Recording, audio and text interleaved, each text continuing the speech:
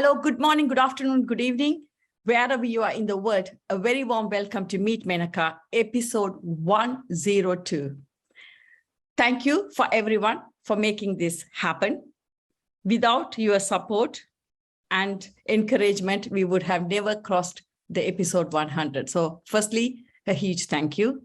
Today, we are going to be discussing how to collaborate effectively with Helena Holrick. She is a founder and cheerleader of Helping You Shine and co-founder of Speaker Insight. Today, as we mourn the death of Her Majesty Queen Elizabeth II, let us observe a 2-minute silence to commemorate the life and death of her.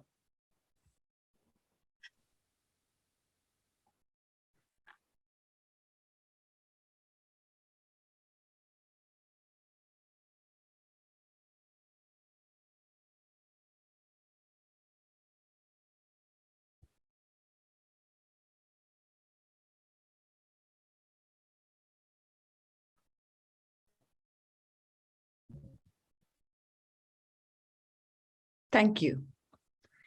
The world and the nation mourn the passing of Her Majesty Queen Elizabeth II. She devoted her life to public service with devotion, inspiring many of us. Reflecting on her life with the nation, one word springs to mind, that is resilience. The Queen has demonstrated resilience throughout her reign over the past 7 decades. May her soul rest in peace. Today, we are going to be talking about the power of collaboration. So using the power of collaboration, you could grow as a professional, you could grow your practice as a healthcare professional, and you can grow your business. But the question is, are we using the tool collaboration to grow ourselves, community, and our businesses? It is a strategic tool that anyone in business should be using to grow and scale. So according to Helena, at the very least, it can make it easier to have a productive career as a professional, run your own business. At best, it allows you to extend your reach and reputation far and wide, well beyond what you could possibly create yourself. Including myself, ask any leader whether his or her organization values collaboration. Usually, we get a resounding yes. Let's ask a different question. Whether the firm's strategies to increase the collaboration have been successful. And most likely, you will receive a very different answer. So when most organizations strive to increase collaboration, they approach it very narrowly. We think it is a value, including myself. But it is a skill to teach. In my opinion, my humble opinion, the expert will talk more. It is a skill one can learn like many other skills. So today, we are going to be looking at how you can build collaboration strategically into day-to-day running of your profession, practice, or your role within a larger organization. So why Helena Holrick? She is a founder and chief cheerleader at Helping You Shine, bringing entrepreneurial creativity into any business.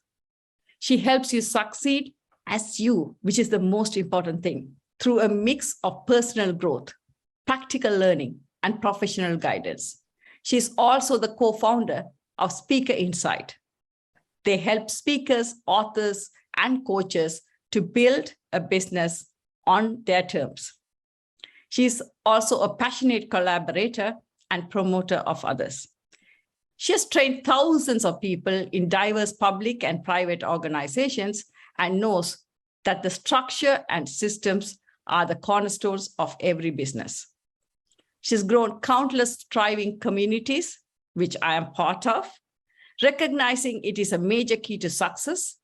She's trained in many tools, models, and qualifications to support personal and business growth, including clean language, NLP, and strategy on a page. She helps you reframe and define success into something that is sustainable and manageable.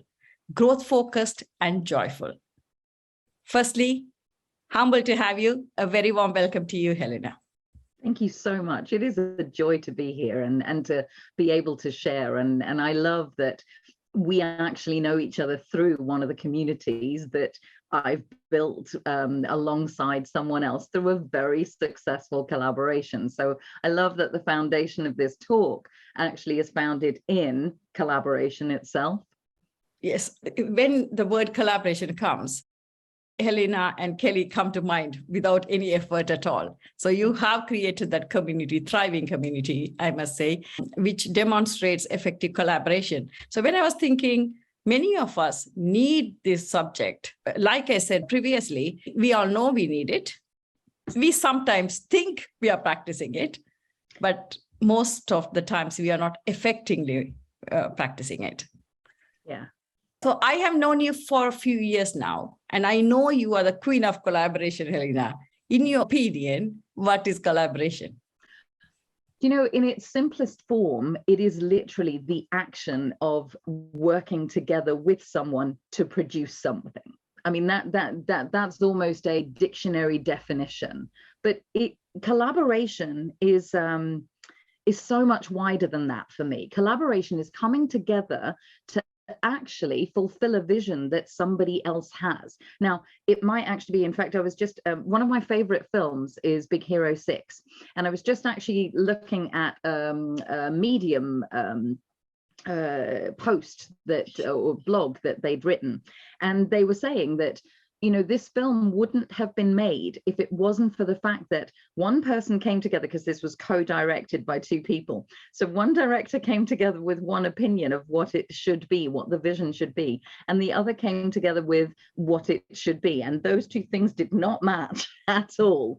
And what was interesting is that when two ideas come together, actually the idea that comes out of that conversation and is stimulated creates a third, much better, bigger, brighter, and not necessarily any one of those, but a much more robust idea that actually has the opportunity to make the change that the two originators of that idea may actually have had. So the power of collaboration, actually, because of the perspectives that are involved, because of the experience, and I'm sure I'll say more about this, actually is about people coming together to share ideas and thinking. So it's not quite, for those of you who run organizations, it's not quite the same as teamwork. Collaboration is different from teamwork. It's absolutely about, you know, teamwork is expected and it has physical kind of properties and people coming together to actively put something in place. Collaboration may well, it is almost the step before that. Yes, teamwork has a degree of collaboration in it, but collaboration in and of itself, at its purest form, is ideas and thinking being shared that then allows to create the space for something to come into being. Does that make sense? 100%, Helena. Take this particular talk show in itself. I came up with this idea one day during the COVID lockdown. Okay, we have to do something. We have to play a part in bringing the knowledge and skills for people, because at that particular time, mainly we focused on mental health, because that's what I felt is needed. And you know that I'm an advocate of mental health. Sure. So, but yes, I did have an idea, but trust me, it wouldn't be in this form or shape or crossed the 100 episodes milestone without like-minded, like-valued people collaborating together with a common purpose of doing some greater good. That's it. And I think that's what it does, isn't it? Because I don't have all the skill set. I, ask all the time in the group, okay, fine, this is what I have done, from posters to write-ups to, I have done this. What do you guys think? We are planning to have a live event now on the 3rd of December. Even today morning, I was writing something and sending to Julie to ask, is that okay? I was creating a poster and putting the group saying, what are your inputs? And that's what it is, isn't it? It's not teamwork, we all know, we find out skill sets and knowledge and experience, who is better at what, and dedicating them to do a particular task. Yes, it is important, but if we don't collaborate from inside, I think the cracks do start to form outside. I mean, that's my take on it. Yeah, no, it makes sense. Thank you so much, Helena. I learned from the best, shall I say? I like that. I like that a lot. Thank you. I know many of us can benefit from learning how to collaborate effectively, personally, professionally, or in business. Yeah. Why do you recommend collaboration as a growth strategy as an expert, Helena? Oh gosh, so I'm going to tackle the expert first of all. I'm an expert through experience. Collaboration to me is just obvious because I don't know all the answers. And so whenever I've kind of worked, because I have done the thing where I've been the lone wolf in my business, in the organizations that I've worked in, and actually for a long period of time, it was very much but I need to know all the answers. I need to show up knowing all the answers. So I'm just going to tackle that one first of all, and actually say with kindness and politeness, get over your big bad self and actually just ask for help, because really truly collaborating makes life easier. And more importantly, what I actually realized, and I was blessed and grateful to have spent the first 11 years of my working life in TGI Fridays, the restaurant chain.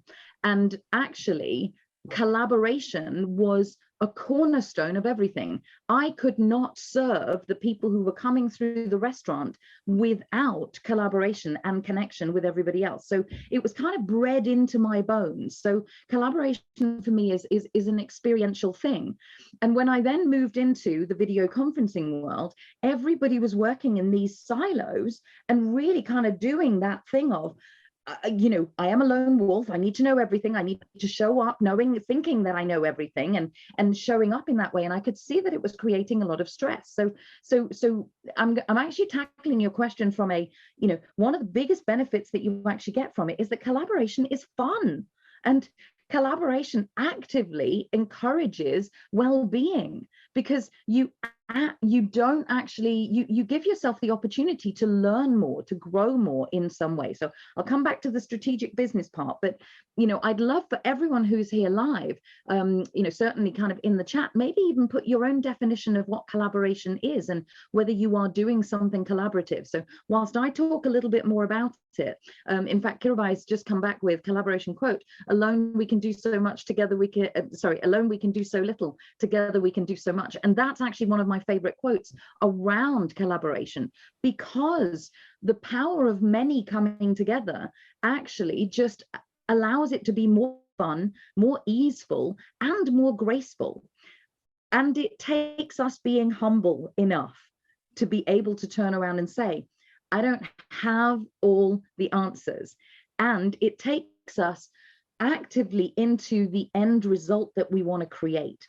So coming back to strategically using it and why it's so important for us to do that, whether you are running a business by yourself and you have staff working for you, whether you are plugged into a whole business, a larger business, or whether you are literally a solopreneurial type or working on your own in some way, maybe with some outsourced staff, but actually working on your own or with one or two key individuals, it actually doesn't matter, because collaboration works on so many different levels. It's usually a strategic element that you can use to grow the business, because you may not have the skills or the thinking or the knowledge or the expertise or the experience, any one of those combinations of things that actually makes you the end result that you're wanting to create, whatever that is, whether it's setting up a community, sort of on your doorstep, or whether it's simply getting a newsletter out.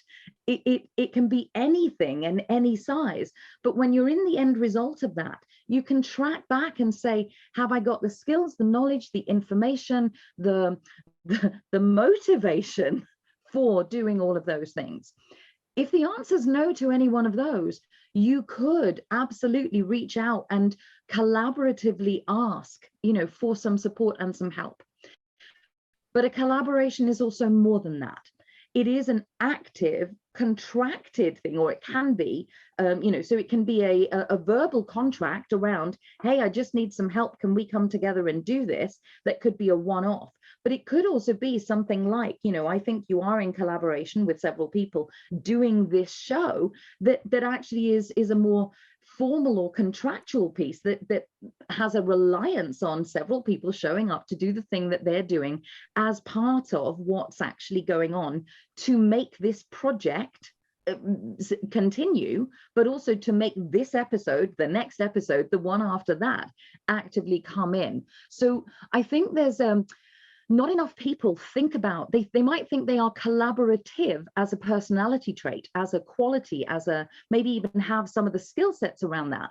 But I think too few people at whatever level in an organization don't think about formally putting a collaboration together to get a result in some way. And that's actually part of the reason when you said, what should we talk about? Because I can talk about pretty much anything, and I love to, but collaboration is so dear to my heart that actually this is the piece that if there's one thing I want everyone to walk away with, it's that piece around what strategic projects have you got in place right now that you are working on that you could turn into a collaborative effort that would make it easier and more fun and more effective to work with. That's really why I'm saying that it's a strategic piece in the business. So it probably doesn't answer all of the questions, but that gives you something to go on. And I'm happy to, by the way, I'm really, really happy for anyone to throw a question in via the chat. I'm keeping an eye on it and sort of like, so I'm happy to be taken off track at any point if you've got a specific something, or if I say something that you go, hang on a minute, what do you mean by that? I'm really happy for you to do that. Thank you so much, Helena. As healthcare professionals, I think we collaborate all the time. Yeah. For whatever reason, we don't call it collaboration in that world. That is one thing. I think as a child, I think it came naturally to me a bit more because of my mother. My mom is a great collaborator, but even though I never realized that's what she was doing till I reached a point in my life looking back, yes, okay, she can collaborate with anyone and everyone. Truly she can. But answering your questions, there's a quote, right? You can go faster alone and together you go far. Yeah. And that is so very true. And I think as you mature, gain more wisdom, you realize these things more and more. When I started this process first as a healthcare professional, I think I didn't understand the piece of clarity. You have to have clarity, otherwise it creates chaos, right? You can collaborate with anyone, but then it doesn't, if there are no common values, there's no common purpose, then it really does become hard to move forward. However, I also learned without the collaboration, my own practice would have collapsed a long time back. Right. Whenever I had to take time off for one or the other reason, it is that collaboration which really stood out and helped me run that practice for a longer time. So thank you so much. And I was thinking this is such an important topic for all of us to learn. What doesn't matter what you are doing, because it's personal life, professional life, career, business, everything, it revolves around it really. Yeah. What would you say, Helena, if someone asks, why should every professional or business owner consider collaborating? Oh gosh, my simple answer would be, it just makes life easier. Sometimes, and I will be honest about this, sometimes not in the first place. If you're not used to collaborating, if you're not used to asking for help, it can actually be a big ask of yourself to set something like this up. as well as if you are the person driving the need for the collaboration, you are going to need to set something up. You are going to need to, your word, clarity, you are going to need to clarify what is it that you are doing, what is it that you want to create, and what is the level of the support that you actively want, sort of, because you are going to need to enroll people. And for some people, who are starting collaborating the first time or so, they may not have the natural skills of your mother. They may well be kind of fumbling and stumbling through I've got this idea for something, or I want to grow this part of the practice, or, I want to make a better kind of environment for us within the practice. Maybe it's an internal project. And actually, you need to kind of start putting some parameters in place and get the clarity that you want around what is the help that you want, what is the additional support that you might, that the project itself would benefit from. And then you need to sort of start laying that out and go, what is it that I actively need? So some planning when you're collaborating is a really key thing. Now, two of you on the call at least know that with every coachee, with every mentee that I actually have, you totally know that I'm going to say there is a process I use called the 4 intentions. It is a thinking process, which is a collaboration kind of process. It's a thinking process that brings clarity through to what is the nature of this project, that actively allows you to say, and who might be useful to this project. And that's really the start of a collaboration. It's could I do this thing? The first key question is can I do this thing on my own? And then the second question is could it be done better with the help and support of others? And then you can go into, well, what kind of support is that? Now, the key thing here is a little bit like an organizational chart. You actually need to put the roles in before you put the people in. So what is it that I actually need? I might need a PR person.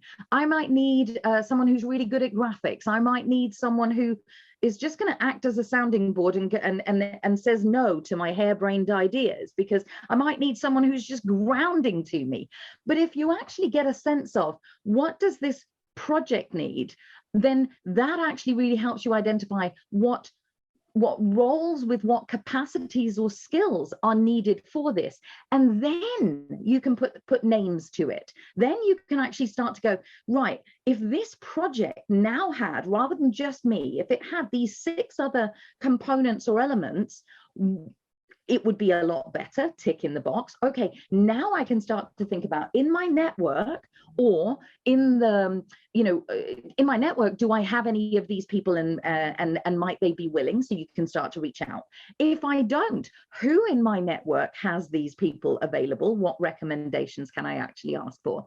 And then as a last kind of level, there's a who has full ownership over it, because actually you might even find that you're not the one that needs to own the end result of this. You might be the person that came up with the idea, but a project managery sort of type person might actually be the person who is better placed to own the whole of it, whilst you just play a part in it.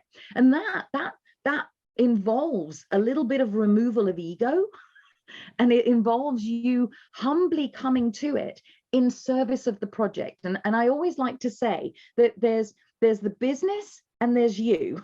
And you serve the business and the business serves you. But equally, that could be, there's the project, there's the podcast, there's the community outreach thing, whatever it is you're working on. There's the project and there's you. And you need to figure out what is your part actually of it. How could you serve best? Sometimes I serve best by getting out of the way and letting other people do something, right? And so it's a beautiful thing when we come together in collaboration, because we've identified, hopefully you've got the idea now that even as your idea, you start to think it through, but then you let it have a life of its own. And that happens when you onboard people into the idea and you become very, very clear about the parameters of that. what is it? What's the end result? Why you came to someone? Is it for their skills, their knowledge, their expertise? Be really brave about it. You might go to the person who's got the audience that you've got. They might have 100,000 people who really, really need this, or who might be able to help. And you go and you ask that person just for their audience. So you need to figure out what's in it for them. You know, there's a saying of the WIFM, the what's in it for me radio. So you have to figure out what's the WIFM for every person that you're onboarding. For some people, they might onboard because that would be up leveling for them. For some of them, they might really believe in the vision that you're outlining. For others, it might be their way to give back. For another person, it might simply be that they would love the skills. They're willing to do the grunt work. You know, I'm thinking about a runner on a film set. They're just willing to do whatever it takes, make the tea, run the films from one place to another in order to get the experience and the learning. So you end up with this beautiful thing that is slightly unwieldy, and you have to be okay with that. So control freaks are not allowed, you know, sort of, because in collaboration that can destroy everything. But there's a juiciness to these people coming together. And there are definitely things which we can talk about that have to be in place in order for that looseness with focus that ends up creating the end result. I've thrown a lot of things at people there. Thanks, Helena. Listening to you, I was thinking, I wrote a piece about collaboration not long ago. For me, I think you have to have the courage to ask first, have the confidence to say, it's okay. You know, you might not know everything. It's okay to let someone else do something, isn't it? How to have the compassion to let the other person take the role, whatever they like, and just shine in that role. And also, I think, to show the camaraderie, right? Yeah. Always show the camaraderie so beautifully. It's so evident because that's for the long haul, right? Otherwise, you can collaborate for a short time, then your ego kicks in, and then, you know, before you know it, it spills out. So I think I was listening to someone speak about collaboration a few months back, and I picked up one thing, and they said the one thing which normally ruins collaboration is defensiveness. Oh, for sure. Because it is an internal game, right? Most of the time, right? Because we are feeling defensive, and it's always an internal fight. Why are we feeling defensive? We never ask. And it's always about pointing a finger at somebody else, saying that they did this or they said that. And I think I am work in progress. Of course, I'm not a master of it, but it really helps you when you start thinking about it. And, you know, it is a skill you can learn, isn't it? I just have to share this. I've got a really great way to get beyond that when you are getting together with someone, and or when you are working on the piece that's going to move everything forward. So whether I'm meeting or whether I'm working on my own on the actual project itself. And this comes down to the person who originated, and then the team kind of definition of this. The person who originated the idea may well come up with a tagline or that one sentence around what we're here to do. So it might be, actually, we're creating a podcast that touches and invigorates a million hearts. That might be the tagline, for example, that you have, right? That's the internal tagline and the end result of what actually happens. If every time you come into a meeting, if it's a gathering of many, then that's the first thing that you say. You actively remind people that that's what you're here to create. Thank you so much for coming together, because, you know, we are creating the podcast that is going to reach and touch a million hearts positively. I totally said that differently from before, but that's because it's not one of my projects at the moment, but you get the idea, right?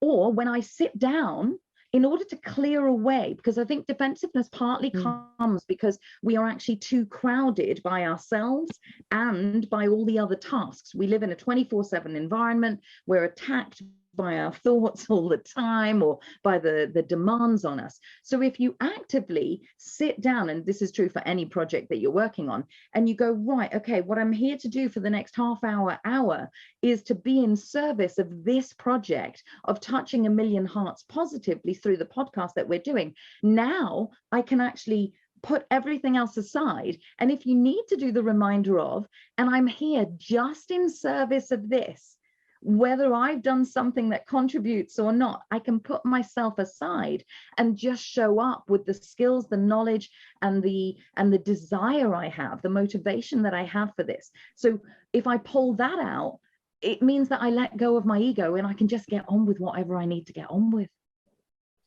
I love it, Helena, because that's how this talk show, as you can see, my background is me, Menaca, celebrating you. I was having a cup of coffee with Ian Pendleton. He was a speaker on this show as well, but I knew him when he interviewed me a long time back. He's a royal broadcaster. And when we were having a cup of coffee, I said, yes, because we had the name Soul Strings. Actually, he was the one who told me when he interviewed me. He said, do you realize there's a band called Soul Strings in America? I'm like, I didn't know. So when we went back to work, it was renamed as Meet Menaca, because with my name, the thought behind was it is very hard to get another name somewhere else popping out in the world. So let's do that. He is the one who came up with the celebrating you bit. Right. Because he asked me, what is the purpose behind doing this? I said, it is to make everyone feel special, to inspire them to do better, be better, and become better, and create that impact of change or positive change for good. And he said, I know you for a long time now, and knowing what you are doing and what your purpose is, celebrating you would be the perfect tagline for you. So that's how this was brought out. And when I was listening to it, I was thinking, wow, absolutely. When two minds think about something, or few minds, in our case, in our team, or as collaborators, there are few of us behind the scenes. And definitely any project does become better and more impactful. So thank you so much, Helena. Yeah, you're welcome. All of us, including me and the audience, might be thinking, that's great, you're good at collaboration, but how do I make sure I am seen as a good collaboration partner? Yeah. Or are there indicators that show us who can be a good collaborator? Oh, this is one of my favorite questions. So I've hinted at it already. Knowing yourself, sort of, and I think that is a big piece. And Julie's been, sort of really saying, in the comments, admitting you can't do it alone is a big step too. And I think that's really, really true. So knowing yourself and understanding how you are made up is a really key part to being a good collaboration partner. Now, I'm going to just define collaboration kind of back to what you were saying at the very beginning, but just highlight for everyone. It can be a collaboration in terms of the thinking, as you say, with your friend who highlighted the Soul Strings versus the Meet Menaca. It can be a collaboration, can be two people just coming together to bash about thoughts around something. It can be wider than that. It can actually be an organizational growth piece, a strategic piece, because I think you're right. Collaboration is a skill set, but it's also a strategic impetus. So with that in mind, knowing what you have that is attractive to someone else is really what you need to do. So the first thing you need to do is make a list of what makes you so attractive. Now, one of the, and I know that's probably an ego thing for many people. It's like, what does that mean, right? And also that is the most difficult thing a lot of us struggle with, Helena. For sure. And so, sort of like, so for some of you, that might actually be about asking some trusted others, what makes me, what would make me a great collaboration partner, and actively send that out to 10 people that you know, like, and trust, and actually say, look, I'm considering working with others on this particular project. What would you say my skill set, my personality is, or what would you say of it? Because sometimes it's easier to actually hear it of other people rather than think it up for ourselves. If you have trouble with thinking it up for yourself, there is an exercise that I do for anyone that wants to. Feel free to email me, helena@helpingyoушine.com. I will send you and ask for the known for, seen as document. But I'm just going to literally, Julie's done this one probably countless times. I highly recommend everybody does this anyway, whether you're thinking about collaboration or not, because the more you know what you're known for. So I'm just going to, you can actually do it on a sheet of paper. You don't even have to email me. It goes like this. What am I known for right now? So what am I actually known for right now? So this is the, if somebody was talking about me and I wasn't in the room, if I was a fly on the wall in a room and they were talking about me, what would they be saying about me? What would my reputation be? What would they be saying about the results that I've created? How would they describe me? And then the document itself goes one further. It actually goes into, and this is where your potential end result of the collaboration goes, what do I want them to be saying about me? So there's the actually, what are they saying about me? But there's also the aspirational piece. And then there's the, at no time do I ever want anyone to say this about me, you know, say they're unprofessional, they're unreliable. We don't actually want any of those. The known for pieces are all around the reputation, the results, the things that you've achieved and done in the world or want to achieve and do and leave your mark on in the world. The seen as, so what do I want to be known for? These are the things that they might introduce me as when I come on Meet Menaca, you know, sort of like, so they might be the reputational credibility pieces. And the seen as is more about the personality piece, which is the how you actually show up. So right now, how do I show up? People usually say I'm warm, I'm friendly, and the thing most people say about me is you get me, you know, sort of like, and it's like, oh, you just get me. So that's great. Aspirationally, what do you want to be seen as? You know, maybe I want to show up, you know, I love my comfortable clothing. Maybe I want to show up, be seen as someone who shows up in as glamorous. I don't, but you know, maybe that's an aspirational of me, you know, sort of like, but it might actually be that. And so you can set for yourself a little stretch in that. But when you actually do the, what I want to be known for, what I am currently known for, what I want to be known for, what I'm currently seen as, how people would describe me in 3 words, adjectives in that way, those things can go a long way towards you understanding how you are presently showing up and what you're bringing to the table. Now, that isn't enough for this piece, because I want you to really think about when you're thinking about what makes me or my organization, so I am going to do both, a really good collaboration partner, because it might actually be that you are a dental practice thinking about who has my customers before me or after me. You might be a doctor's surgery that's actually thinking about going out in the community and doing something. So again, you're going to ask that question. Somebody type it in for me, please. Who has my customers, my patients before me or after me, right? Because you might actually think, in order to impact the health of the local area, I would really like to set up a daycare center where people could come, for example. So then you go, okay, well, what is it that my practice needs to show up as? What can I actually say that, what are the assets that make me a good collaboration partner? Now, we might have a really great database. So how many people are on our database that we could email out to? That might be one of the things. I might be a really good speaker, or I might have really good connections in local government, for example. These are all the assets that you have. I might have a team of marketing where somebody else doesn't have a team of marketing. So you want to be thinking wider than just the person. You want to be thinking about, how am I credibly showing up, and what are the assets that I bring with me? And then you've got the skills audit, which is, what are you actually able to do? What can you bring to the table? So, you know, have you got PR experience? Have you got, you know, have you been a doctor for 20+ years? That in itself lends an authority or a credibility in this. So you've got authority, credibility, and you've also got empathy. Those 3 things you can actually kind of list out what makes me a good collaboration partner. And again, you might need to just push out the voices that are kind of going, but me, I don't want to do that. It can be uncomfortable, as Julie just said, you know. So I really support you in just making that list of what have I got that people want. Thank you, Helena. Yeah, thank you welcome. so much. When I think of you, I can say I think of you're authentic and accessible. Thank you. I so appreciate that. Thank you so much.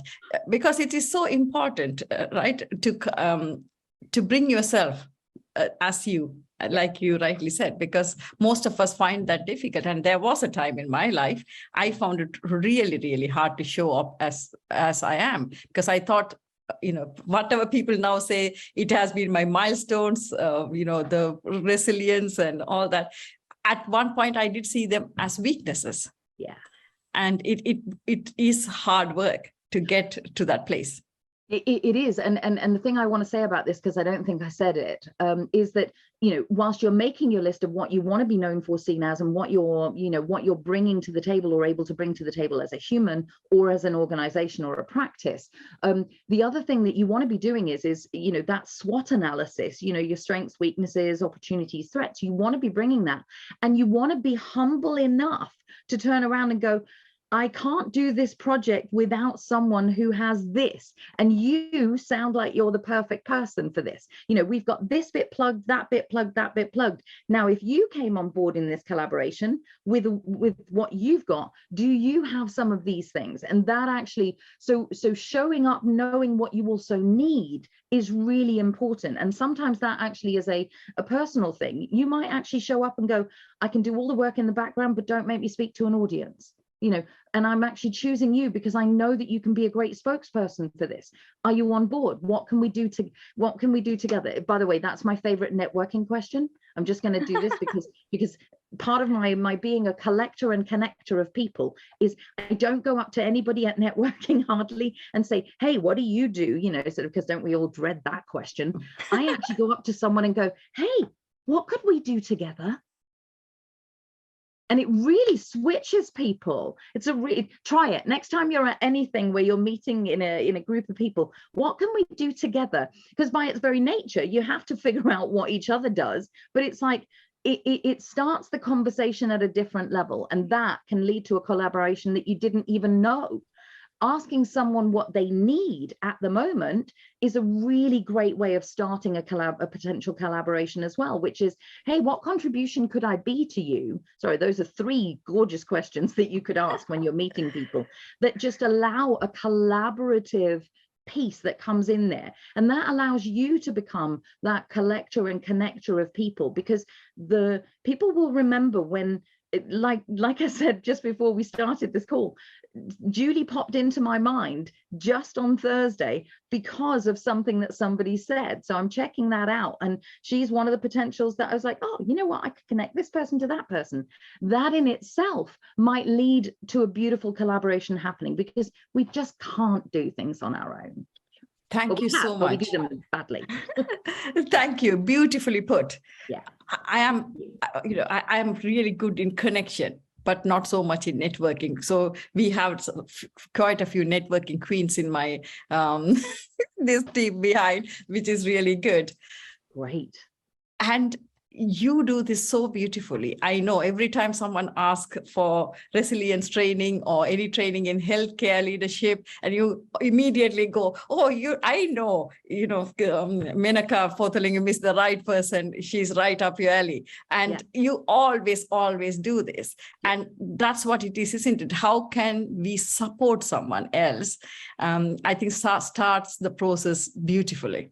For sure. I just wanted to ask, what kinds of collaborations are there? Because, you know, collaborations, it's a very intricate, complicated piece. There are many types of collaboration. So can you unpack that for me, please? Yeah, I can definitely unpack that. So I think there's you know, at its smallest level, there's a collaboration between like-minded, like valued people. And you know, I love that you've taken that on. So Kelly and I, so I'm in a collaboration that is actually a partnership. In terms of, I'm going to take it back to networking as a starting point and actually say, if you think about it, when you go networking and somebody says to you, hey, I need a plumber, You might actually recommend someone that you've heard of that is in the local area that you may not have experienced for yourself. You might actually, so that's a recommendation level. There's a referral level, which is the next level up, where you may well actually have heard of a friend who used X plumber and they've said really good things, or, you know, sort of they've shown up and you've had conversations with them, but they haven't necessarily done work for you, so you can't fully endorse it.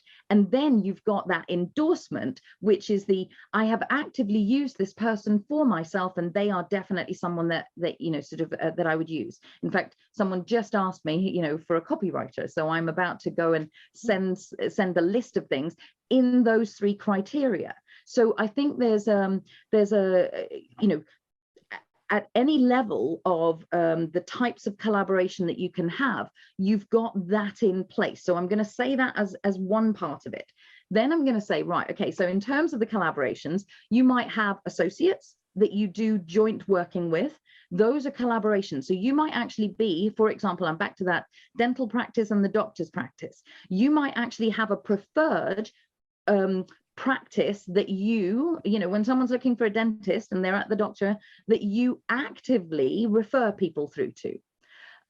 You might actually have it at the level of where you go into partnership. Maybe you actively join forces. A lot more thought and energy needs to go into that. So the higher up you go, the easier it is. You might actually set up in business for yourselves or do that partnership with somebody else. So Menaca's just mentioned Kelly, and so I run Helping You Shine as my own company. I am the founder and the CEO of that company. And I'm also the founder and the co-founder of Speaker Insight, which I actively have gone into partnership with, a pure partnership collaboration with a lady called Kelly Tyler. And so the 2 of us set that up together. So there are so many different levels of collaboration that you've got. So that's at a business level potentially, but you've also then got in-house collaborations. They could be as simple as you're working together on a pitch for the you know, sort of for a new place or a new service that you're actually dealing with. So you might have 3 or 4 people coming together internally within an organization that are doing a collaboration to get something done. You might have you know, sort of you might have an initiative going on where you need collaboration partners that are going to distribute that to others. So that might be on an affiliate basis. You might get a financial kickback for it, or you might actually grow the reach in some way. Again, the purpose of it is set. So you can have associates that are working in that level. You can have an internal collaboration that's working towards doing something. You can have an external collaboration that is with the community at large, that even has a governmental kind of influencing reach. So I'm suggesting that there are so many different kinds of collaboration that are actually coming in. And it comes back to what I was saying right at the start of the call.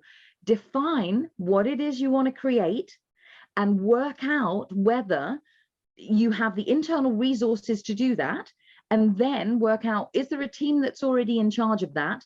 If no, then you need to set up some kind of collaboration that introduces people within the organization to each other and say, you are now working collaboratively on this. Or if it's an external piece because you don't have the internal resources, then you're looking at doing all the things that we've been saying so far. Does that make sense? Yes, Helena, thank you so much. As healthcare professionals, you have started the dental practice world or medical practice world, people are collaborating all the time because for specialist services. But I think that is something we have to own and learn how to do it more effectively, for sure. Even on this platform, many speakers come to this platform because someone behind the scenes is referring them. Or even when we celebrated the 100 shows, Sir Sabaratnam Arakumaran came, and that was from our in our network. So thank you so much for bringing us. As you know, we both can speak, and we are running really late. So I'm going to go to some questions which I think is really mandatory to ask. Sure. Where does the collaboration fit in professional life or in business, and how long does a collaboration last? Again, there's a how long is a piece of string, but it's about setting things up front. So, the cornerstones, when you're putting a collaboration in place, the cornerstones really are setting some timescales. That's definitely number one. I'd say there are 5 core things, and you might then kind of set some other things up around it. So let me see if I can do these. I always do them in a different order, so I'll do my best to remind them. So timescales for sure. When do we want what done by? And obviously that clarity of purpose, why are we coming together? How do we know that we're done is a great question. And then setting the timescales around that and putting some milestones in is really important. The second piece is actually contractual, particularly if there's a financial arrangement in there. So as you just said, specialists referring to other people, that may or may not be a financial thing. That may or may not involve a governmental thing. It may or may not involve records, in which case there'll be some confidentiality, some contractual things that are in there. So you might need to set up that level of it, or at the very least you're going to look at the boundaries of who's doing what. So what is allocated to whom, and that might be what I will and what I won't do within my skill set, and then what someone else will and won't do, so that those parameters are set. It's kind of like taking on an employee in some ways, sort of giving them a job description for this particular collaboration. So we've got contracts, we've got timescales, the metrics and the actual measures. So how do we know that we're on track? That's a simple one, but it's an easy one to forget. So actually keeping people going and motivated is a really good thing.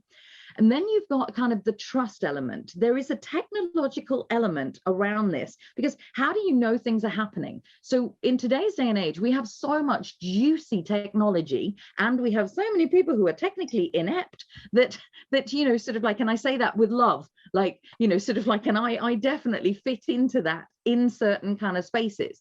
I've learned to love technology, but it doesn't come naturally to some of us. So are you tracking it and making sure the communication is happening on a platform that actually everybody likes to use? Or do you have one person in charge of a platform that then actually communicates in a way that actually is preferable to everybody? So having good communication, good meetings, good trust, good levels of information is another one. Budgets are massive, budgets and sticking to them, sort of like, what is this project going to cost that actively kind of comes in? And then, actually having, celebrating you, I'm always going to say that what are the guidelines within this collaboration for what we do when things go well, celebration, and what we do when things don't go so well, which are the contingency plans. So we have to set those things out. So there are formal contractual pieces, but there are also informal ones that really do help a project kind of go in. So I would say that those are the cornerstones that you actively need. Thank you so much, Helena. Thank you so much. This collaborative piece really, really works, and it is really effective when used well. So thank you so much for bringing that point and clarifying that. You're welcome. So what are the collaboration bring on a personal level? And also, what are the cornerstones you need to put into collaboration for it to work effectively, Helena? Yeah, so on a, sort of, I think there is the learning element. When you are in a collaboration, you are going to learn to do things differently. On a personal level, you are going to grow personally. You're going to learn how to do things. You're going to get challenged. And again, if you stay open, you will most probably have new ways of doing things or new ways of looking at things, because by its very nature, you are coming together with someone who has got different experience, different knowledge to you, a different background to you, that will see things. If we had a beach ball and one side was black and one side was white, and we're just there, and I'm throwing the ball at you and you're saying the ball is white, I'm going, no, I'm throwing the ball at you, the ball is black, right? You've got that whole kind of piece where if you've got the third person standing here at the net going, the ball is black and white, sort of like, so we've got this whole thing going on that allows us to get a different perspective that widens how we view the world, that actually makes us better humans, because the more we know, or the more we're able to open to with compassion the viewpoints of someone else, the experience of someone else, the experience of someone who's done this before and is telling you it's not going to work because of this, this, and this. You want to be listening to that because you want to shortcut that. You want to be using that in order to shortcut things. So I think there's the whole new solutions that also comes up. So back to that Big Hero 6, the film wasn't what it was until the two people came together and a third person came in and actually said, well, what if we took both of those, turned it into this, and made it into this new thing? And whether it's a film or whether it's a $1 million healthcare initiative, it doesn't actually matter. The rounding off and the perspective bringing is massive. And of course, the biggest thing is you get to problem solve. So you get to feel really good about yourself because you're using the skills that you have to bring something about. And that's when the ego does get a little bit of a stroke, because you're contributing from what you know. So I would say on a personal level, it's brilliant to collaborate because it stretches you, it expands you, it allows you to show up in your own glory and expertise. It allows you to celebrate you, but it allows you to celebrate others as well. And you learn and grow. Thank you so much, Helena. I was used to creating agendas in a small business setup as a practice or as a healthcare professional, not much. It is quite informal. And then obviously I collaborated with people who came from the corporate world totally. And like, where is the agenda? And trust me, I had to take a step back and do a lot of research. And now it comes, like second nature. So like you said, collaboration definitely pushes you further and makes you, learn more skills and expand yourself for sure. Thank you. For sure. You're welcome. So next question for you. What is possible through collaboration? And what is your advice to anyone who's thinking about collaborating? Well, obviously you can take over the world. I mean, that's very simple, isn't it? So, and I'm being flippant, I know, but really, truly, anything and everything is possible through collaboration. And that actually goes, so I'm going to make that very tangible. The thing that is on your to-do list, most of us have a someday maybe somewhere in our midst. They have a big vision that you think is impossible. Collaboration is the thing that might just make that possible. And I've said it slightly flippantly, but actually most of us have an idea for how we can make the world a better place. And I am going to take it that big. And sometimes the world is the region that you live in, be it the beautiful Banff Mountains that Raj is in, sometimes it's as small as the borough that you live in. Here in London, we've got 13 boroughs that are pretty big in themselves, but that could use a little bit of help. So whatever the vision is that you've got, the thing that you kind of put in the, oh, that's too hard pile, collaboration can make that possible.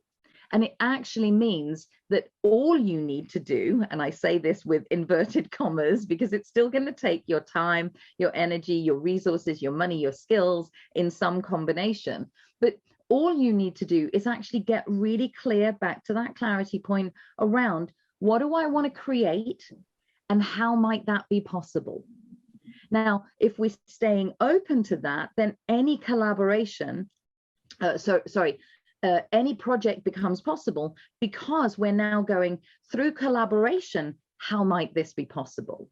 So my answer is we can take over the world and we can really trust our hearts and the vision that we have for a better life and living for those we love.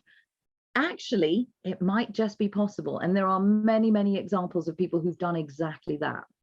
Everything exists because somebody had an idea. 100%. It definitely expands the horizons. And I have many times over have said this.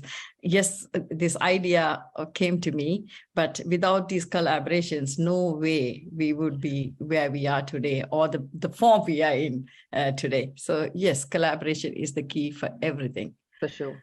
Let me ask one last question from you for our audience. What are your 5 tips for our audience? Goodness me. Okay, great. 1, collaborate. 2, collaborate.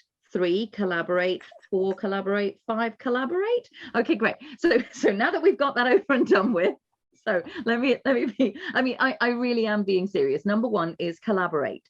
Don't underestimate the power of getting something done in a way that enriches and nourishes you, or is better for the project that you have in mind. So number two is be a beginner. Like, be willing to be a beginner with all your expertise, knowledge, and I'm honoring everything that you are and have learned and have gained in some way. Be a beginner. And then number three is allow your visions, like share your visions, like allow it and then share your vision, because actually you're probably not the only person who's got that vision, and you might just as a frequency thing, it's a little bit on the woo side, but you know, as a frequency, you know, the more of us that are thinking about making something happen, the easier it is for that thing to come about. For those of you who want to know more about this, if you read a book by Elizabeth Gilbert called Big Magic, that's a really great and wonderful book around how the muse drops in an idea into a certain amount of people, and one person will likely take on that idea. Or, you know, all of us have probably got one of these. You had an idea, and then 3 years later, you see that product out in the world and you go, hang on a minute, that was my idea. You know, sort of like, and it's like, yeah, it might have been your idea, but the muse drops it in so many places because that's what's needed. And you didn't act on it. So with the ideas, so number three is, you know, share your ideas and actually really kind of see what the energy is for it, because you never know what might happen, right? So again, I'm still in this whole stay open to the possibility. You know, one of my favorite questions, and a couple of people on here will know this, is what else is possible? What else is possible? You know, that's a really great question. Make the list. Number 4, make the list of, you know, who am I? What do I bring? And you know, what are my weaknesses as well? Because the more used to sharing that you get, the easier it is for someone to know or understand that you might just be the person that they want to collaborate with. So get comfortable. Number 5, get comfortable with sharing who you are and what you're up to in the world, because that actually makes you a better prospect for collaboration.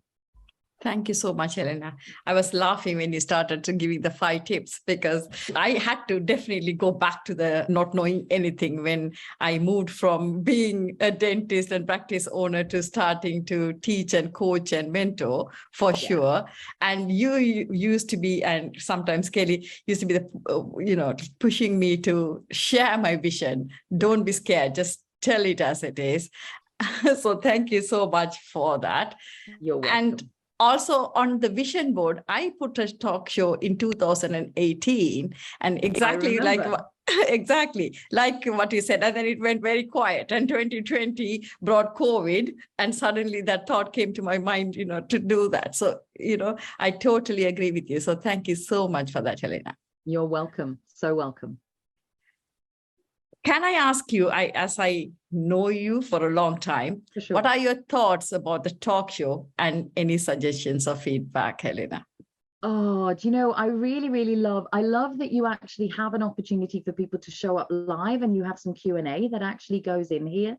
I think that works really beautifully. I think having some, I'm obviously going to say this in line with what we've got. I don't know who every single person here is, and actually having some way for us to all hang out together, which I think you've got in the Facebook group for sure. Yes. But you've got a community of people. For me, that actually becomes a how do I show up, or what can people do to actually get to know each other? How do you organize or coordinate people knowing what each other's strengths are? Because probably right here, I've got all sorts of think tank material available, bearing in mind that we defined right at the top of the hour that collaboration is really the sharing of ideas and bringing thinking partners together, much more so than actively creating the teamwork that then goes into something. Excellent suggestion as ever. Thank you so much, Helena. Yes, and also we are going to have a live event on the 3rd of December. So come and support, celebrate, and get to know each other much better. Yeah. So thank you so much for that. You're welcome.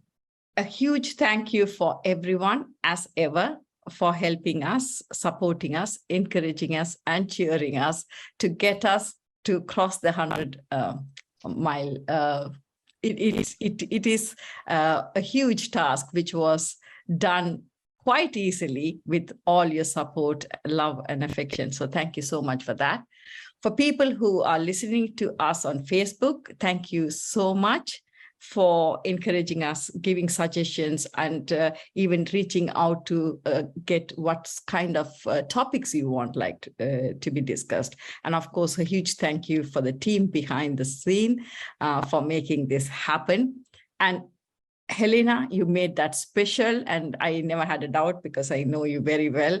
It was very, very authentic and very impactful. Just an announcement. Next week, we won't be having the show as a mark of respect to Her Majesty, the Queen Elizabeth II, because her funeral is on Monday. Now, over to Julie Tushingham to give the vote of thanks. Thank you, Menaca. Thank you, Helena, so much for your insights and networking tips and allowing us to have the space to really evaluate kind of, for me, was who we would be as a collaborator, reminding us that we have to have that learning mindset and how key that is to collaborating. And also that it's okay to say, actually, I want to do this, but I can't do it alone. Great. And realizing that once we share that idea, it just becomes bigger and it can become anything. Yeah. The only thing that limits us is us, right? Mm-hmm. So really appreciate everything you shared today and all the fantastic Helena-isms that I've missed. It's been a while. It was certainly a very inspiring and insightful hour, I think. Some great questions from Menaca too. And thanks for letting us hear your expertise and insights. Really appreciate it. Yeah, you're welcome. Thank you too. I love the opportunity to share. If we lived in a world where collaboration was a norm, where we didn't even have to think about it, where we could get out of our own way, we would live in a better place. Personal opinion. 100%. Totally agree with you. Thank you, Julie. Once again, huge thank you for you, Helena. People who are on the Zoom, please hold on. So we are going to be going to the Q&A in a minute. For people who are listening to us on Facebook, a huge thank you for all the love and support. As I mentioned before, we won't be having a show next week as a mark of respect for Queen Elizabeth II's funeral on the next day. And thank you so much for your support. We will hope to see you in 2 weeks, same time, same place. Mm-hmm. Until then, stay safe, be happy, and keep smiling.